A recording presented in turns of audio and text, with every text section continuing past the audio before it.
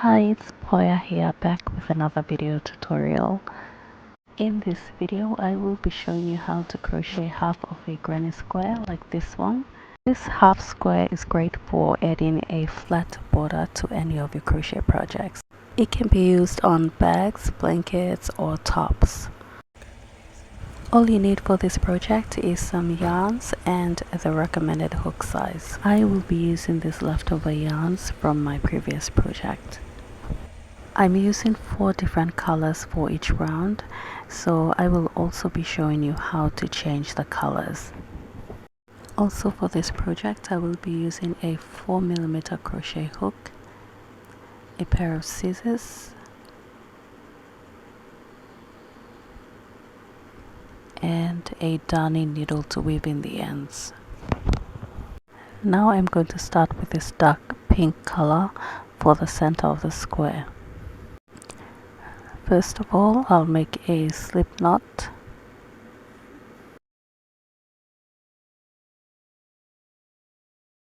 And then I'm going to chain 5. The first chain will count as my magic circle, and the next 3 chains will count as a double crochet, and the last chain will act as a chain 1 space. Okay, now into the first chain I'm going to work 3 double crochet stitches. Okay, now I'm going to work 3 double crochets back into that first chain.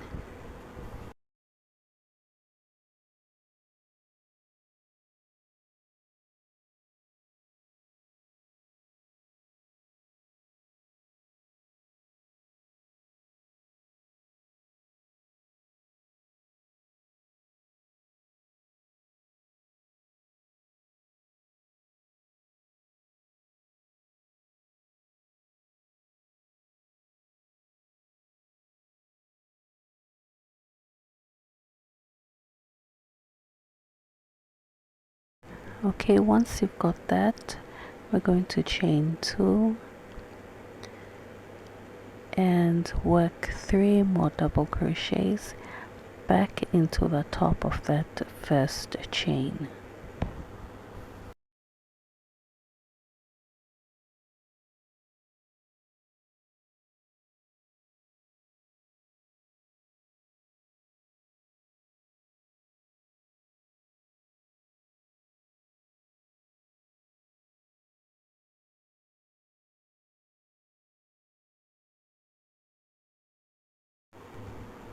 After that, I'm going to chain 1 and work 1 double crochet into that magic ring.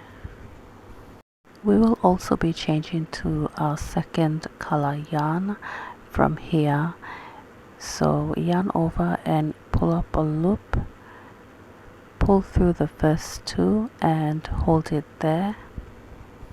Now I'm going to get my second color yarn, place it over my hook and pull a loop through the 2 loops remaining to complete the last double crochet.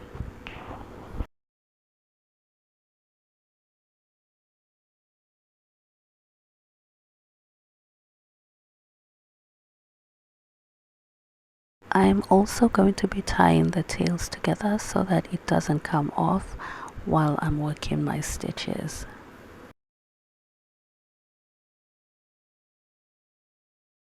Once that's done, I'm going to grab my scissors and cut off the excess yarn, leaving the working yarn to work with. Now for the second round, I'm going to chain 4.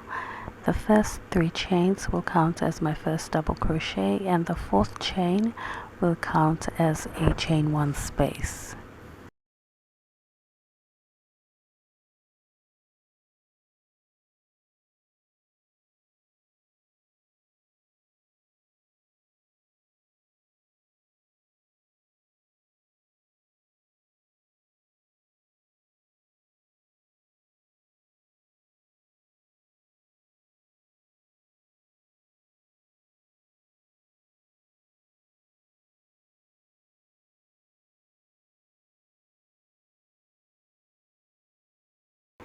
Now I'm going to skip the next 3 double crochets, and into the chain 1 space I'm going to work 3 double crochets.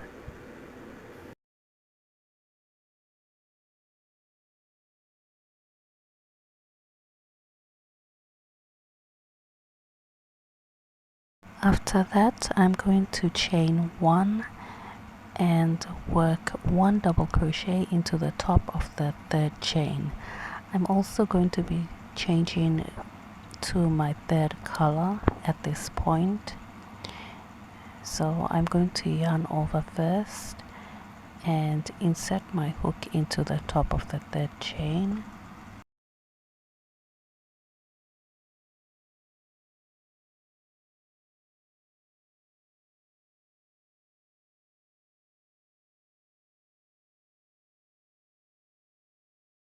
Yarn over and pull a loop through, yarn over and pull through the first 2 loops and hold it there. Now I'm going to cut off my excess yarn and tie my loose ends together. Now I'm going to get my third color yarn and place it over my hook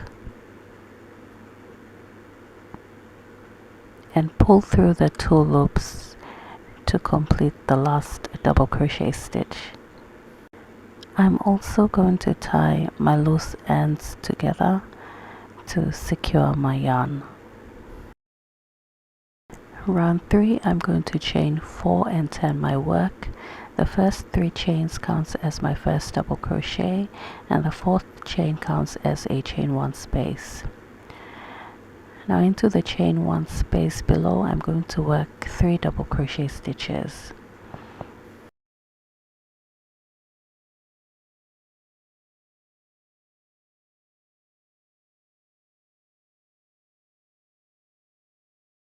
After that I'm going to skip the next 3 double crochet stitches, and into the gap I'm going to work 3 double crochet stitches.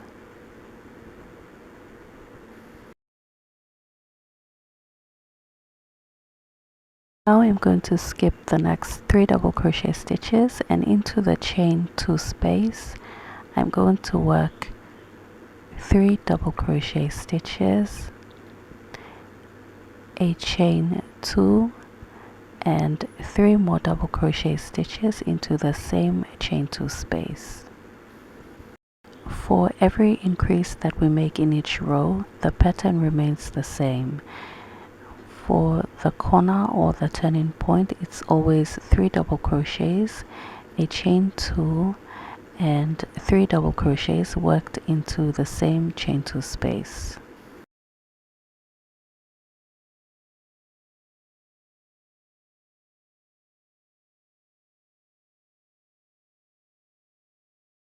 After that we skip the next 3 double crochets, and into the gap we work 3 double crochet stitches.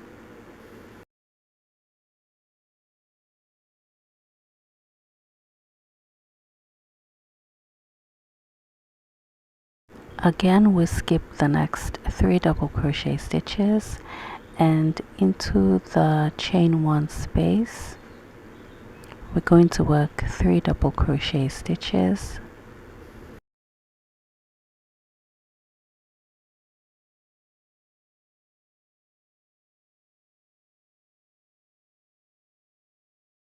Followed by a chain 1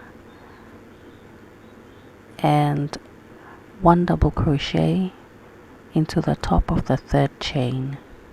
We will also be switching to a 4th color at this point, so yarn over and insert your hook into the third chain, yarn over and pull through the first 2 loops and hold it there. I'm just going to cut off my excess yarn and grab my 4th color to place it over my hook and pull through the last 2 loops to complete the last double crochet stitch.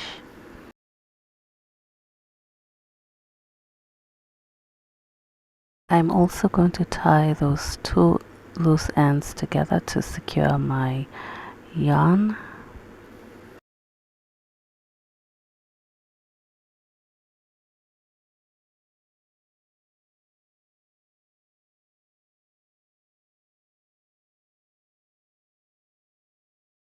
From here and on, we will be repeating the same pattern as we did in round 3. Okay, at the end of round 4, this is how your half granny square should look like. I'm just going to assemble all of these pieces together with my full granny squares to complete the project that I'm working on. Thank you so much for watching. If this tutorial was helpful to you, please leave a like and comment below, and I'll see you in the next one. Happy stitching!